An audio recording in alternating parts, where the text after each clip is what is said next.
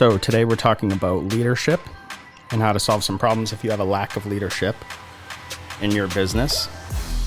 So whether you're an owner or an employee, and we're going to cover a bunch of stuff. So whether there's a concern or you just want to take your business to the next level, we're going to talk about that today. So I'm Todd, and I'm here with my wife and business partner, Jen. Hi. Hello. Welcome to the Hello Hair Pro podcast.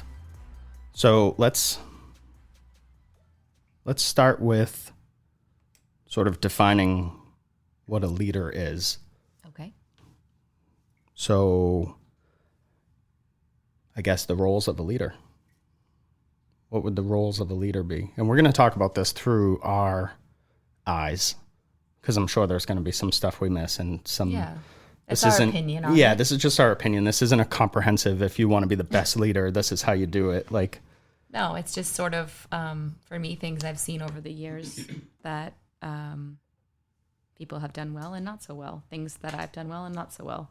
And little tidbits. And we're going to advice. talk about that too. Yeah. Yeah, I think it's great. I think it's important to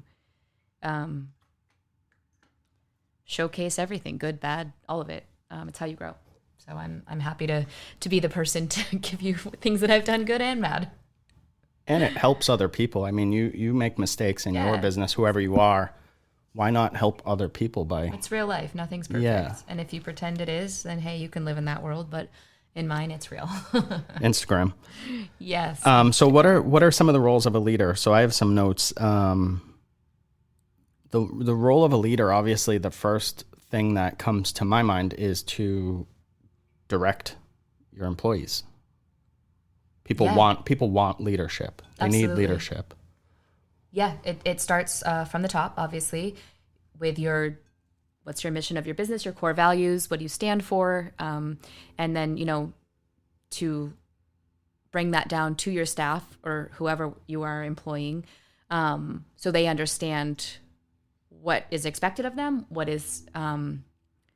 they can and cannot do, and then for you to lead by example and to be doing those things and more so that they look up to you as a true role model, right? Leadership, role model, they kind of go hand in hand if you ask me. Yeah, I agree with that. One thing I want to point out too is that how we approach leadership might be a little different than the classic approach to leadership, because we believe that nobody wants to be micromanaged. Yes. And that is a huge thing. I don't want a team of employees that is needy. And I'm not saying that you can't need help and direction. We do a lot of coaching, and we've talked about that before. But like the day-to-day. Yeah, we hire people that want to be treated mature, professional. Tell me what's expected of me, and if I need anything, I'll holler. And if not, I'll be over here being creative. I play well, and doing to be creative, and I want to show up. And that's almost like when they walk through that door, they can leave whatever crap they've got going on in their life, and they're excited to come in to just do their creativity. Yeah, and just be them at whatever that is for them that day. So one of the things that I think goes into that, or topics that goes into sort of setting that, is to create the systems. Yes. How do you, as a salon owner, and if you're an employee, still think about this stuff too. So like, this applies to you, because if the business doesn't fit what you have in your head or what your principles are, then you can use a lot of this stuff to maybe find a new place to work or create your own or whatever. Or go to your leadership team and say, hey, this is what I need. Can we do this? Whatever that looks like for you. Yeah, for sure. Mm-hmm. So obviously set an example was one of the ones I had in my notes. Yeah, I think it's a big deal. I feel personally that a lot of times stylist, worker, owner doesn't self-reflect enough and wants to blame everybody else for the mishaps that are going on in their business. And so before you get too far, we're going to get into that in a little bit. Okay. Just so you know. So I'll just stop right there. Yeah. So lead by example, yes. Lead by example. So what else should a good leader be doing? Good leader should be, this is another one we had in our notes, researching and staying ahead of the industry. Yes, huge.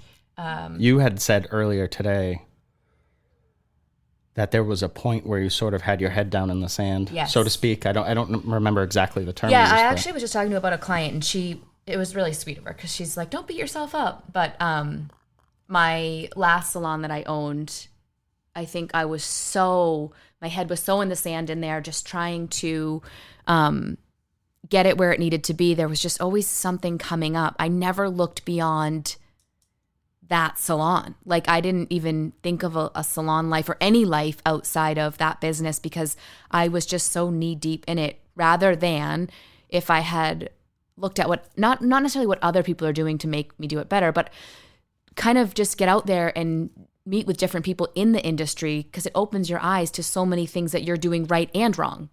And I just was, I don't know, rolling in it, not good rolling in it. You were not good rolling in it. I don't even know what that means, but okay.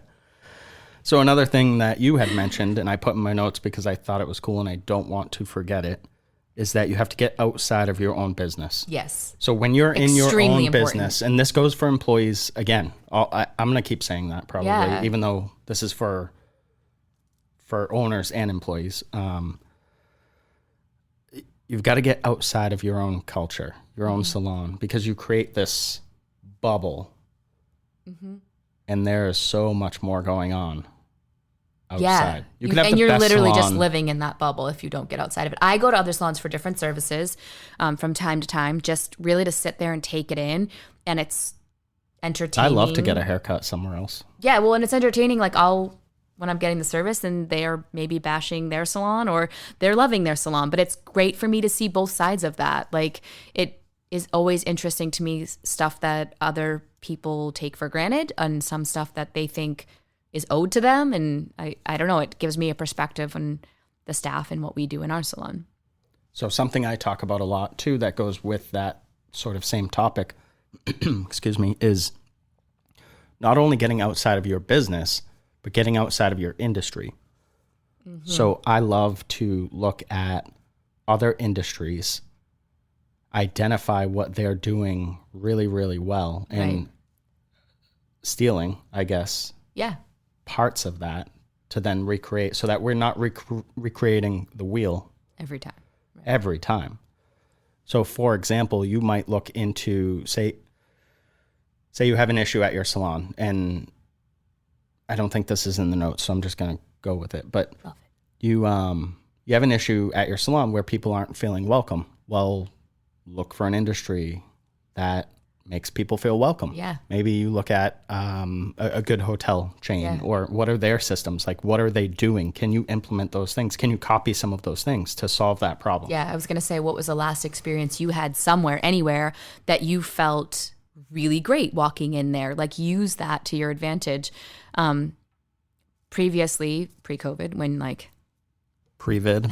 menus and things were popular, I'll say at the time, there was a time where like in salons you handed out a menu and that kind of stuff. I don't know if it still is now. We don't, and I don't intend to. But anyway, we were at a restaurant. Like a service menu? Like a service menu. And we were Not like a drink menu. No, a service I've seen menu. both, actually. Yeah, service menu. And now you just don't hand out anything because obviously everything's contaminated. But anyway, we were at a restaurant and they had like kind of displayed their service menu. It was their like food menu. And Not a service menu. no, not at all. It was a food menu. But anyway, I liked how they displayed it, how it was displayed on like the way they gave it to us, the way it was laid out. And I remember taking that back at my current salon and recreating that because I'm like, this is really cool. And at the time we were having issues with consultation and pricing. So the menu helped that. So having that. But that experience outside, and I was like, wow, this is so cool. And I could now bring that into the salon, but it was from being at a restaurant, not having at another salon. something physical, something tangible that people could touch. Yeah. It's very firm. It's like, yeah, and you're going to get your point across. At that point, like I said, if your problem, and I don't know what it is, if your problem was the employees were struggling on price, well, the price is right there. yes, which it was, and that helped them do that. So another thing that leaders have to do, and this is the last one on my list here, is to make difficult decisions. Very. It just comes with the job. It does. And they're difficult, and yet most recently, actually, I start to see in our own business and how I'm leading very differently than I ever have, as difficult they are, they're so important, but in ways you don't even understand sometimes when you're making them. Like I've had staff recently thank us for certain decisions we made, and they were just like, oh, I was going to come to you with an issue and now I don't have to because you've already fixed it. And I was like, wow, this is truly leading. Like we're fixing stuff. We're always changing. We're always trying to do better by ourselves and by our core values and just really doing all that stuff. And then you just get a thank you. And I'm like, oh, well, great. So one of the other things I wanted to bring up is that leaders, in my opinion, and I've seen this quote a million places, but leaders create more leaders. Yes. And I feel like that's really fucking important in this industry to point out, because too often do I see, and this is my opinion, people want the person out of school to come in, apprentice or shadow or assist for a year, then assist for 3 years, and then get on the floor, but like be micromanaged. Yeah. And it's like people are holding people down. Yeah. That hurts your business. The fuck are you doing? Yeah.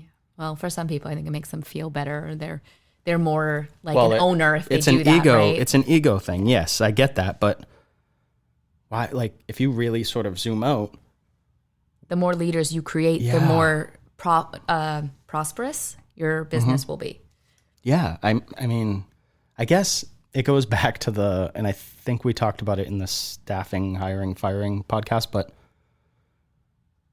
you get to a point where you're creating people that are good, strong-minded, confident people, and you're like, well, what if they leave? Yeah, then they... What's that other quote? Yeah, but what if they stay? Yeah, yeah. Oof.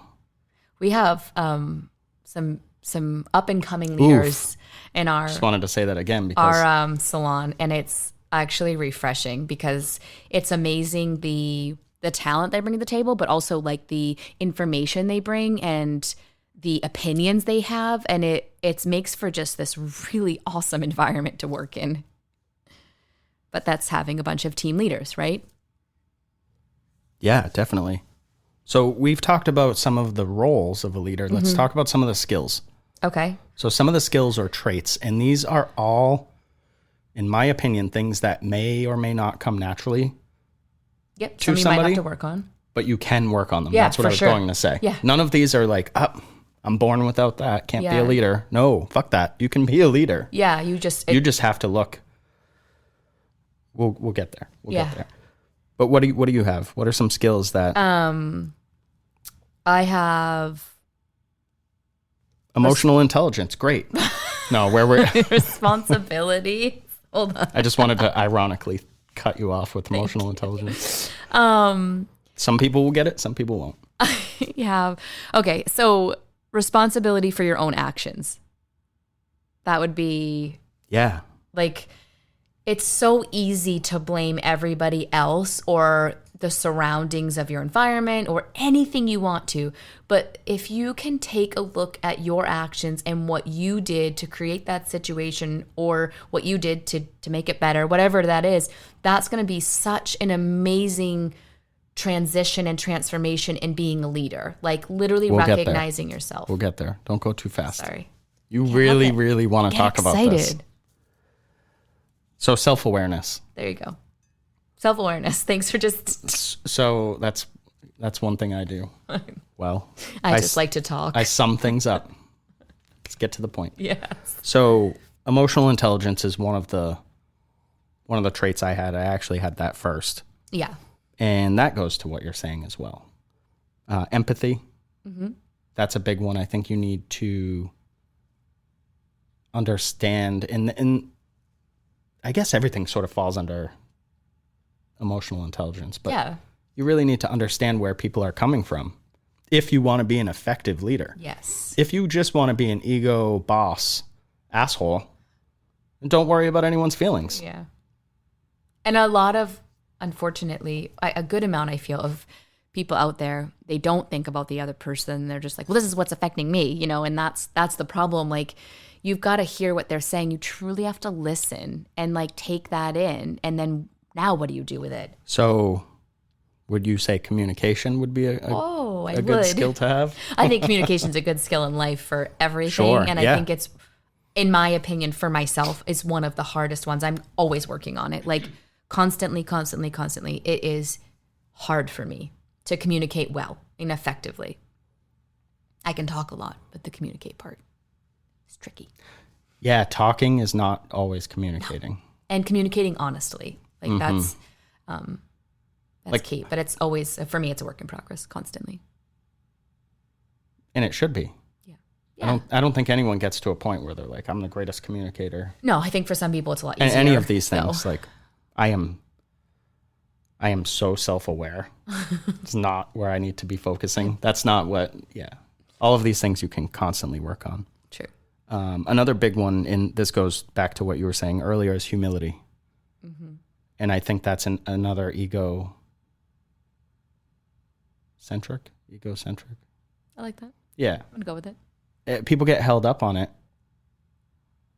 Well, because they think they need to appear one way, or they think they need to like have all of this, like they need to know everything and have all the answers and all that. And honestly, you're Pro tip, you don't. And we're going to get into that too. If you think that. I'm sorry, you just are. A fucktard. A fucktard. Because that's not a thing. The more you can, like, I know I don't know everything, nor do I ever want to. I want to always be learning. I know that I'm going to screw things up. I know that I'm not always going to lead the best even. And that's okay, because I'm a friggin' human being. Like, it is what it is. But I will always apologize if I don't do it well. I'll come back and reevaluate what I need to fix. We'll get there. Jeez. So. I'm too excited. Sorry. Those are just some examples of traits. We could go on and on and on. Mm-hmm. Right. And those are some important ones. Yeah, those are some important ones to us. And there's more. Like our core principles involve integrity, courage, those sort of things. And those are all great traits too. But it's only a 30-minute podcast, so we'll move on. Yeah. So everything you can't do well, you need someone else to do as a leader. Yeah.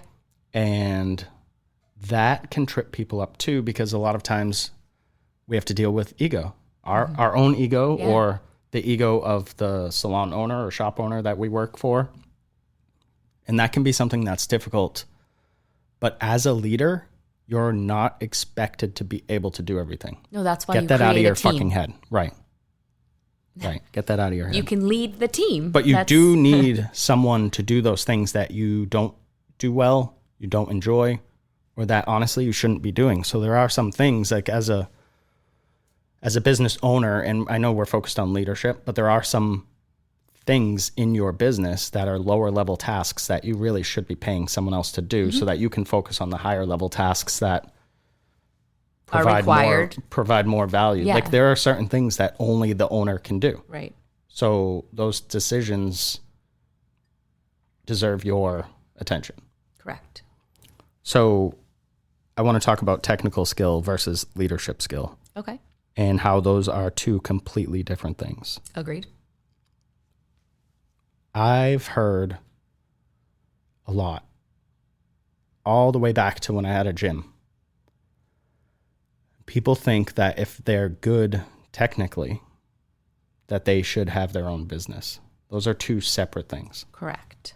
I remember being in barber school and having someone say to me, I want to cut hair for maybe two to 4 years and then open my own shop.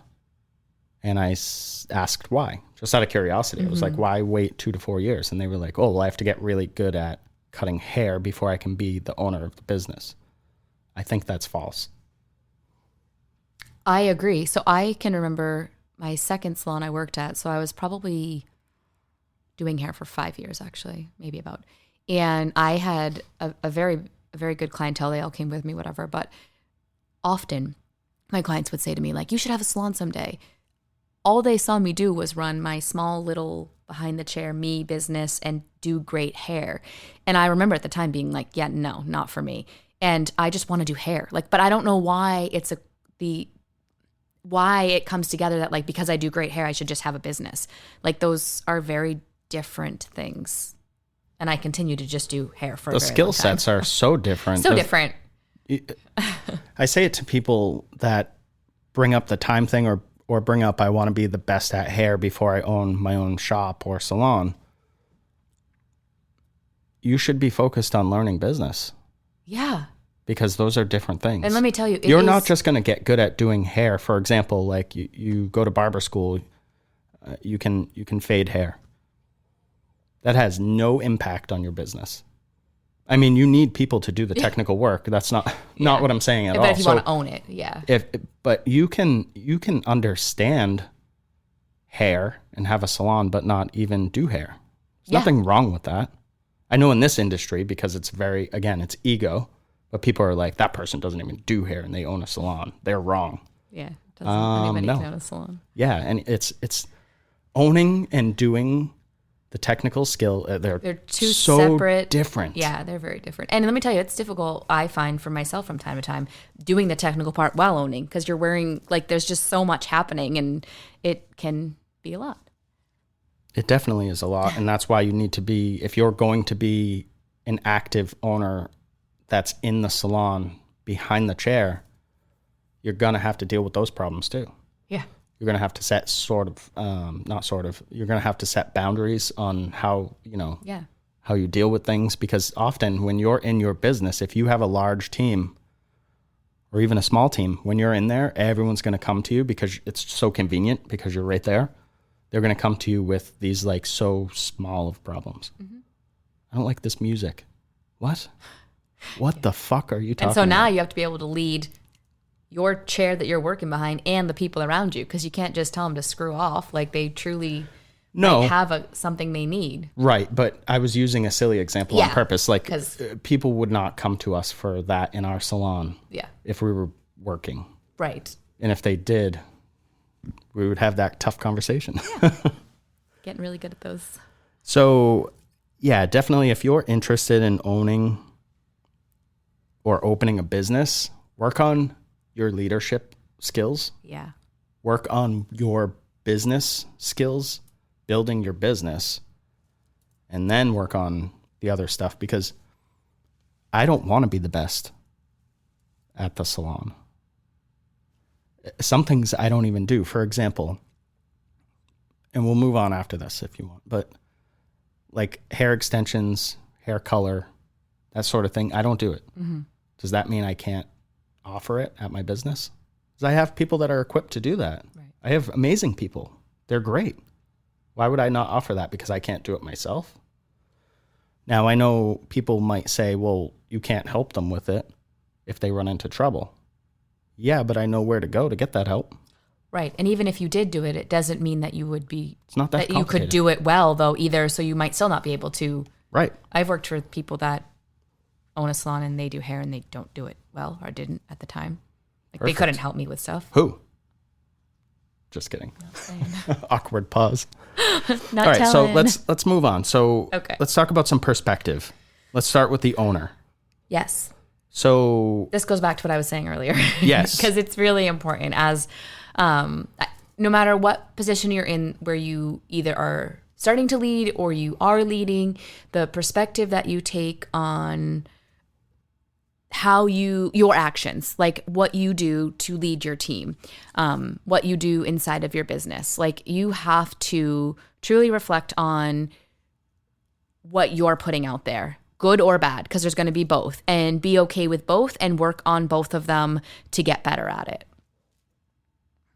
For sure. So how are you being viewed? Yes, right? Like that's, and even... How are people viewing you? How do you view yourself? How would a client view you? Look at it from all the lot angles. Of different angles, because you'll get some great insight if you're open-minded. And your staff or whatever, they could love you for who you are as a person. That doesn't necessarily, though, they may not love you as your leader. So I recently was in a salon onboarding for a company I work for, and I'm training their staff, and there's two owners, and one of the owners just getting her hair done, and the other owner just hid in the office. While there's an educator here to... Yeah, well, we're onboarding their staff who is not excited about what we were doing, so we really needed like the leadership from them So then You needed them to be excited first. Because yeah, and one just, like I said, went off and got her hair done because it was too yellow from something else, and the other one just hid in the office, and I'm like, whoa, I have no support from the people above me to lead this team. I don't even know why they would buy into anything I'm saying because the team leaders were not present at all the whole day. They did send in lunch. That was great. So they're probably loved by their staff because they do lunch and they brought in muffins and they do all those things. But none of that led their team, like, at all. Like, it was bizarre. But they need to look at themselves. Like, maybe they don't know what they're doing, and that's fine. Then you hire someone to help you. Hire a coach. Yeah, like you truly, just because you're an owner, or just because you're a senior stylist, whatever it is, your actions and what you do truly are what make you next level. Agreed. And so I just interjected with hire a coach, and we talk about this a lot.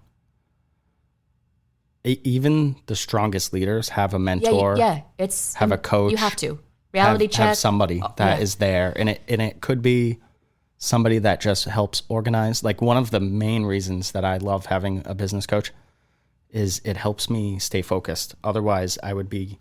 Because there's when you are a business owner, entrepreneur type mindset, there's no shortage of ideas. Mm-hmm. That's not the problem. The problem is you can only work on so many at a time. Yeah, and you need to stay organized. And you need somebody to help. Yeah, I always say focused. Yeah, and then you need someone to push you even further. Shout out, coach. Yes. Right? Yes. Like, that's really what's because important. Because eventually, yes, you can become complacent, and then you need somebody to kick you in the ass and say, hey, Todd or whoever, what are you doing next? Agreed.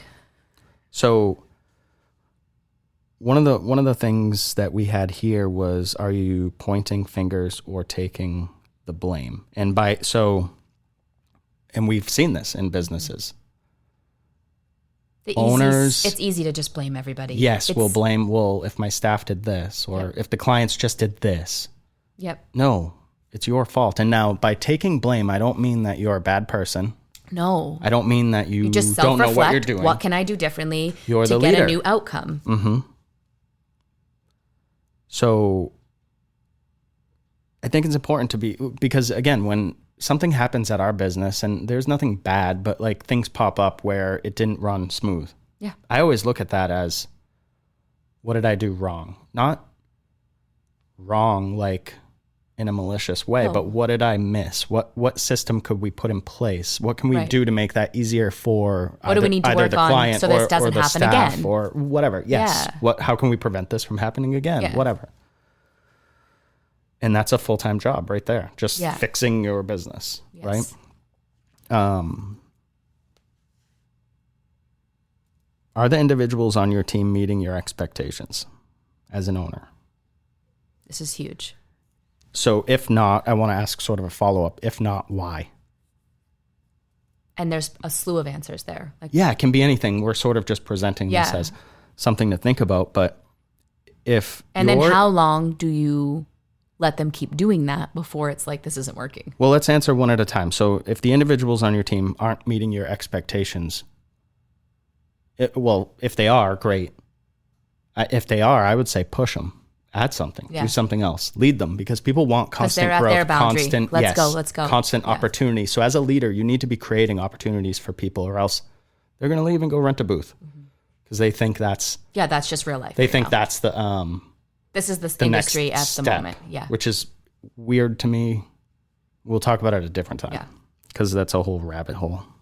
That'll piss people off though. Yeah. Whatever. It's all good. So. If not, why? So you have people on your team. Maybe let's look at it from two different points, and I'm going to ask you. Okay. So example one, you have a few people on your team that just don't get it. Mm-hmm. They're just not living up to your expectations, whatever those are. Okay. How do you deal with that? So me personally, So we're going to get a little bit into implementation, because I know that's really what you want to. Yeah, I address. I give them, I call it homework sometimes. Start to try to push certain things to see what else they can give me. And I try it in a few different directions. And I only do that maybe like twice and see where that goes. And if truly All right. Okay. How's that?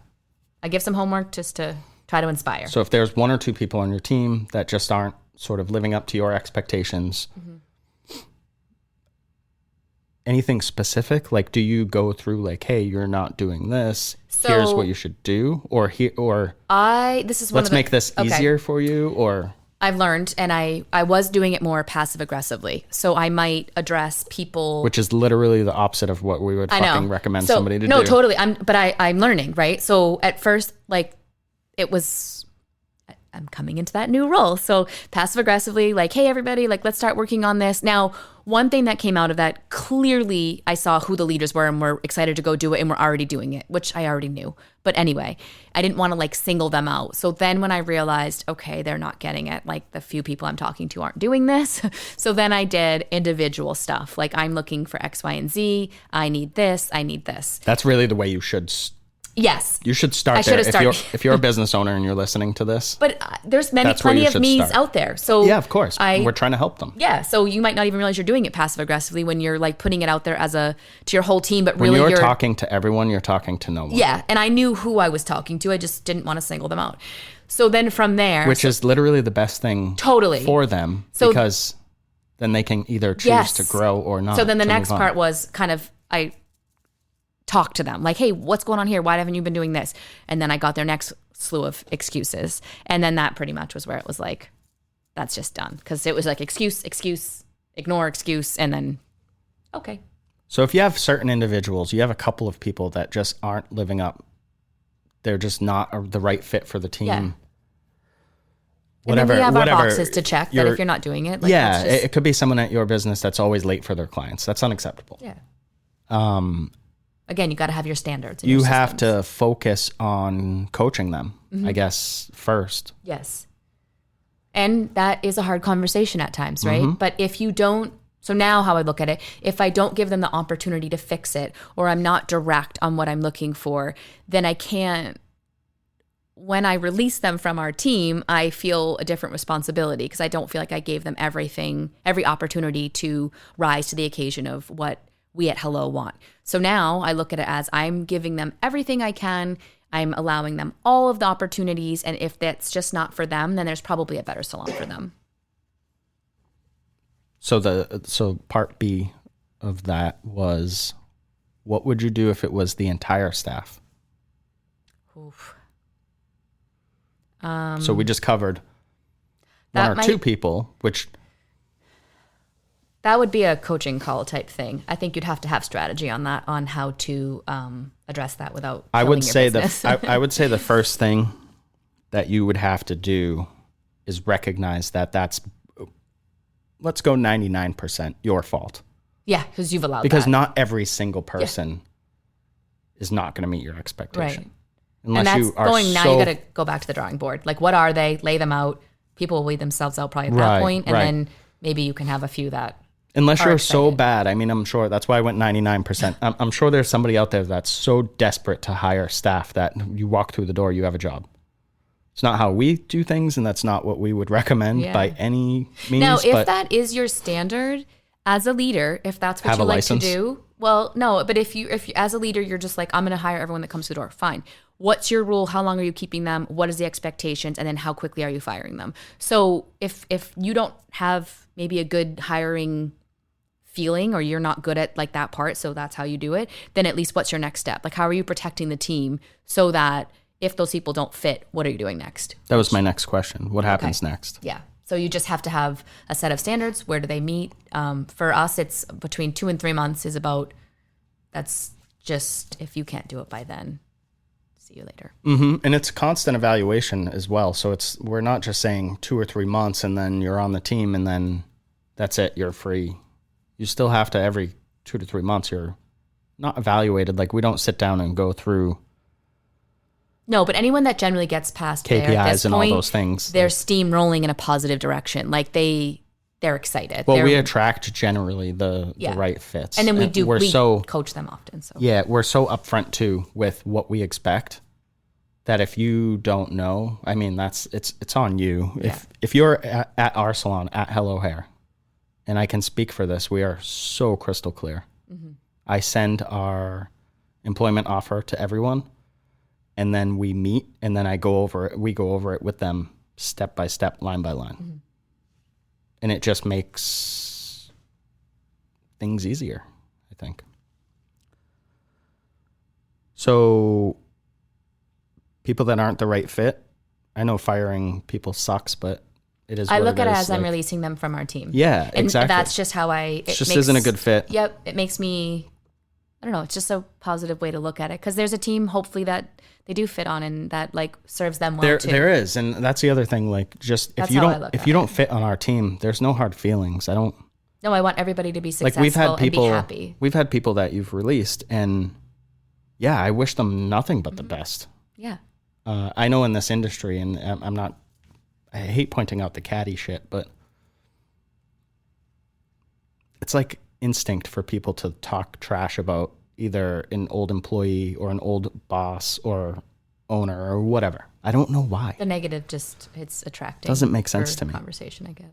That's actually, so if anybody listens to this and then you come in to chat with us, that's one thing that is an automatic no. I will tune you the fuck out. The second you start trashing the place that you're either leaving or the last place you were, because it's irrelevant. Like, it might have been them. Maybe they're working on it. It might have been you. But either way, if you're just dwelling on that negativity, and I don't mean bringing up reasons that you're leaving. I mean if you're just maliciously talking smack. Yeah. I just don't have time or patience. All right. As an employee, what sort of perspective should you have? I mean, it's kind of similar. Same thing. You have to look within. Like if you're going in every day, just like, and you're not arriving to like set your station up and get yourself all ready and follow the systems that are in place at that salon, then that's on you, you know? So sure. You have to look within too, you know, and if you're looking around and maybe you start to lead that team and then you realize like, this team's not for me. That's okay too. Then you go to who's ever above you and try to figure some stuff out, or it's just maybe you release yourself from your own team. I don't know. Yeah, maybe. But it comes back to, I think on both sides, it's just, you've got to look at yourself. You've really got to, look within and try to just do better for yourself. For sure. I think you start with asking yourself if you want to be a leader. Do you consider yourself a leader? Think about those things. Yeah. And then again, go to, have you voiced that? Have you gone to Are you giving whatever management layer? Yeah. If it's the owner directly, like we're in our salon a lot, people can communicate with us. So if there was somebody that wanted to lead something or run something for education or whatever example, they just approach us with the idea. So if you're an employee and you're like, I could do all these things, they just don't let me. Well, pause for a moment and ask yourself if you've been clear with them. Are they aware that you want to help with these things really and you clear. want to do these things? Not passive aggressive. Right. Really clear. Don't just ignore them every time the topic comes up and expect that they read your mind. They should just know. The other thing I would say for an employee to do is to reflect on whether or not you're living by the principles of the business. I love that. And like a follow-up to that would be, do you even know what the principles of the business are? Because maybe the leadership team on in your business hasn't set them up. Right. And how would you know what they are? You could bring that up. Maybe have a job lined up. I don't know. I don't know how people would take that. But it's important to know like what the business represents, what the business is doing, the direction they're going, like what we want to see, how we're going to get there. Right. So ask yourself those things. So implementation. How do we get better at being leaders? How do we improve our leadership traits or skills? So my advice is always pick one thing to work on. Don't work on everything. You're not going to change it all at once. Yeah, this doesn't need to be a massive overhaul. No, and unless you're starting a business. Yeah, different ballgame. Or if you don't have employees. Say you have a business and you're like, I want to hire my first employee. Overhaul first. Yeah. Do everything first.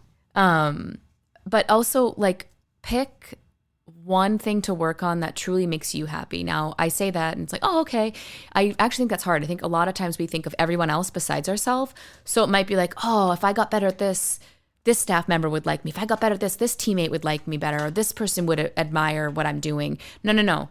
What is one thing that truly, if you could get better at and like master that, like that would make you happy, and you'd be like, oh, I'm really proud of myself. And that's the one thing I would work on, and I would work on it daily and keep going. And once that's become like a normal habit for you, then pick your next skill. But you can't do it all at once.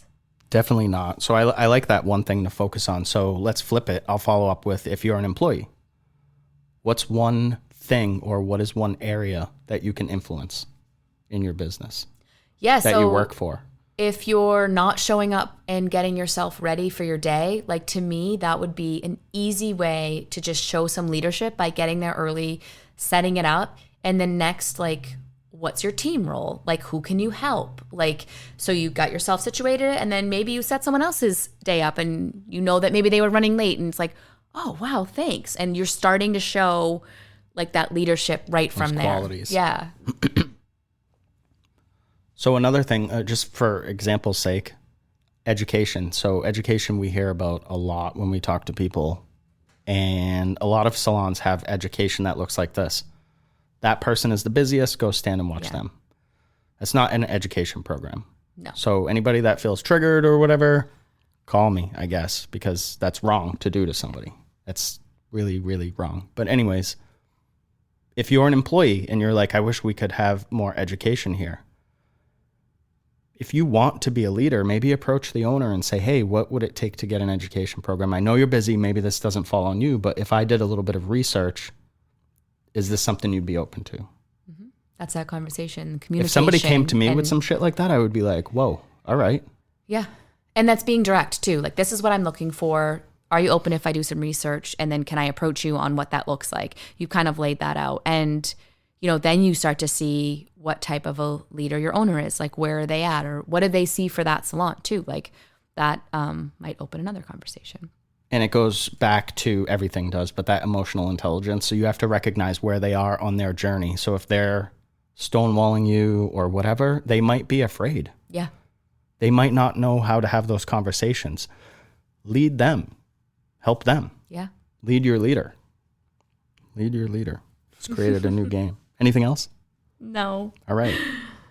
So thanks so much for listening. Let's get out of here on this. Feel free to let us know what's the one thing you're going to work on. Yeah, reach out. So we've been getting a ton of really great feedback. It's so appreciated. Thank you. Thank you so much. Definitely get on our mailing list so that you don't miss any of what we're up to in the new year. Have a great holiday. Yes. Love ya. Bye.